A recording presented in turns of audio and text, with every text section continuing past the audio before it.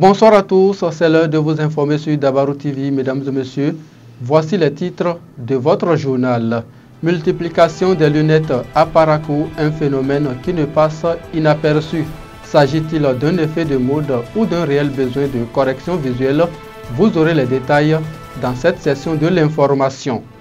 Le chef de l'État béninois a été honoré lors du Forum international de l'intermédiation du numérique et de l'innovation FONI 2025 pour la qualité de sa gouvernance.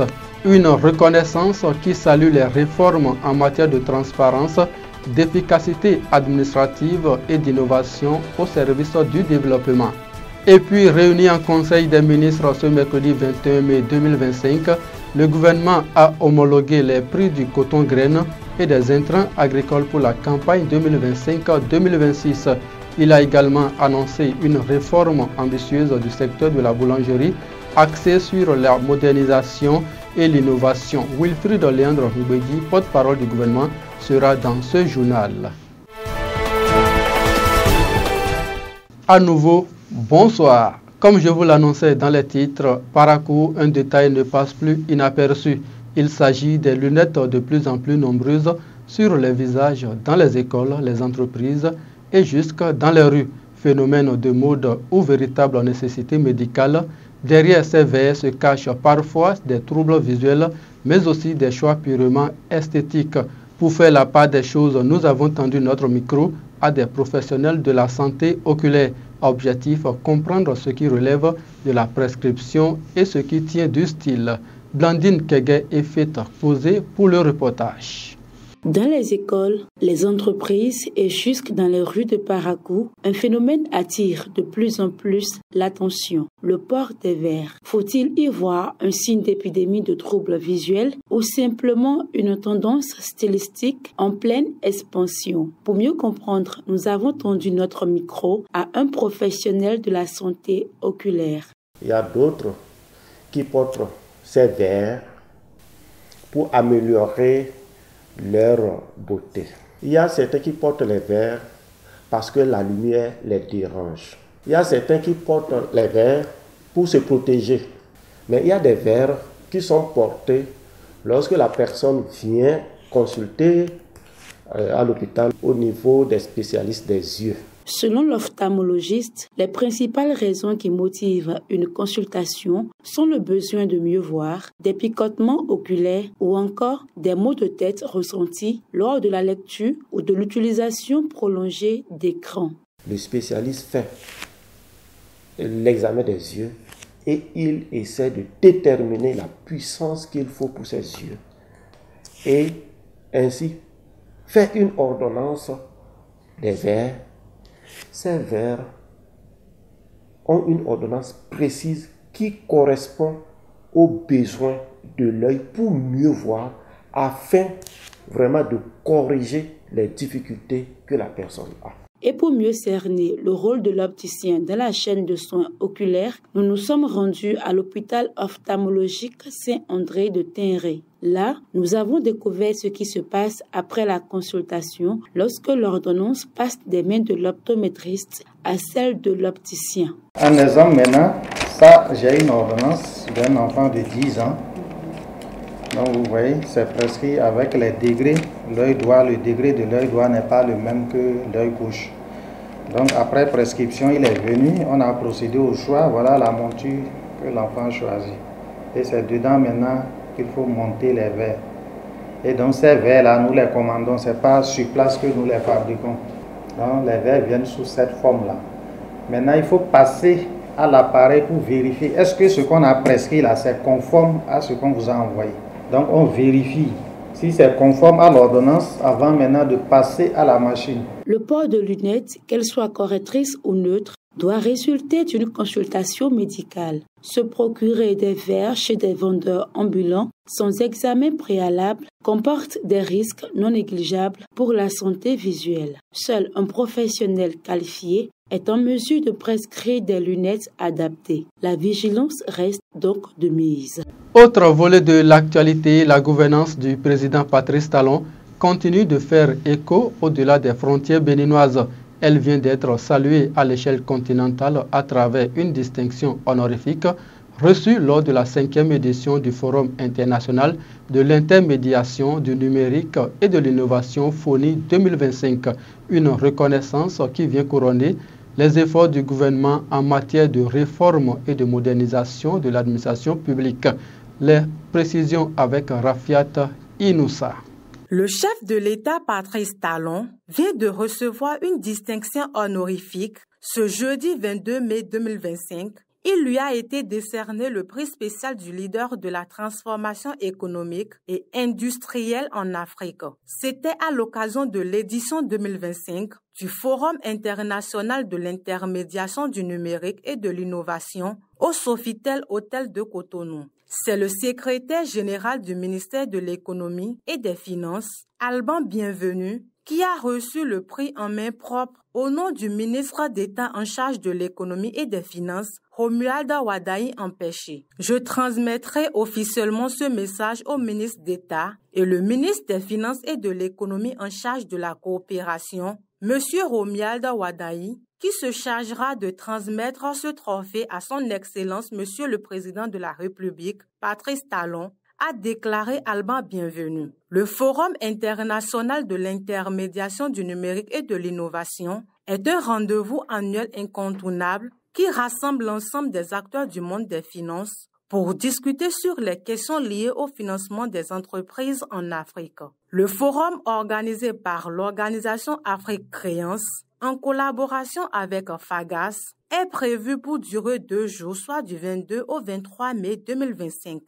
Le coton graine connaît désormais son prix officiel pour la campagne agricole 2025-2026. Réuni en Conseil des ministres ce mercredi 21 mai, le gouvernement a homologué les tarifs tout en se penchant sur d'autres secteurs clés de l'économie.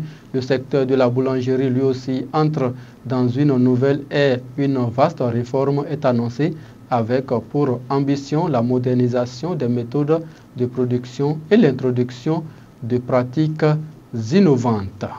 Cette réforme vise le renforcement des instruments juridiques existants ainsi que des normes sanitaires de qualité et de sécurité alimentaire.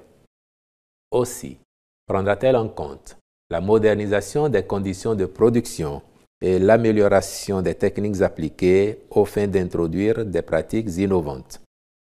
À terme, l'étude mettra à la disposition du ministère de l'Industrie et du Commerce le guide technique d'installation d'une unité de boulangerie, le guide des bonnes pratiques et des normes pour la production du pain, le mécanisme pour la détermination participative du prix du pain avec les acteurs du secteur, les instruments de détection et de mesure de substances prohibées qui pourraient se trouver dans la farine de blé, la pâte de farine de blé et le pain. L'objectif visé est d'améliorer les conditions et techniques de production par l'ensemble des acteurs du secteur pour produire du pain de meilleure qualité au profit de la population. En dehors des prix de cession des engrais déjà fixés, respectivement à 17 000 francs CFA le sac de 50 kg de NPK coton et vivrier, 15 000 francs CFA le sac de 50 kg d'urée et 14 000 francs CFA celui de 50 kg de la formule SSP, le Conseil a approuvé les prix des insecticides comme ci-dessous. Insecticides contre les jacides, 3 400 francs CFA le flacon pour le traitement de demi-hectare. Insecticides coton alternatif au pyrétrinoïde, 3 400 francs CFA le flacon pour le traitement de demi-hectare. 3 400 francs CFA le flacon des binaires acaricides, de même que des binaires aficides pour le traitement de demi-hectare. 3 500 francs CFA le litre d'herbicide Toto. 7 400 francs CFA le litre d'herbicide sélectif de prélevé.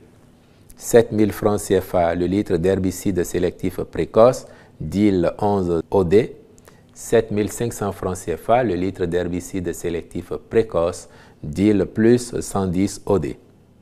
Par ailleurs, les prix d'achat du coton graine aux producteurs au titre de la campagne cotonnière 2025-2026 ont été homologués ainsi qu'il suit. Coton graine conventionnel, 300 francs CFA le kilogramme pour le premier choix et 250 francs CFA le kilogramme pour le deuxième choix. Coton graine biologique, 360 francs CFA le kilogramme pour le premier choix et 310 francs CFA le kilogramme pour le deuxième choix. En ce qui concerne les fonctions critiques, elles s'établissent à 13 francs CFA par kilogramme de coton-graine, tandis que le prélèvement pour la réserve stratégique est de 5 francs CFA par kilogramme de coton-graine. Le Conseil saisit cette occasion pour rappeler aux producteurs qu'il est formellement interdit de sortir les intrants ainsi subventionnés du territoire national et pour instruire les ministres concernés de veiller particulièrement au respect de cette mesure. Cette réforme annoncée dans le secteur de la boulangerie suscite déjà des réactions.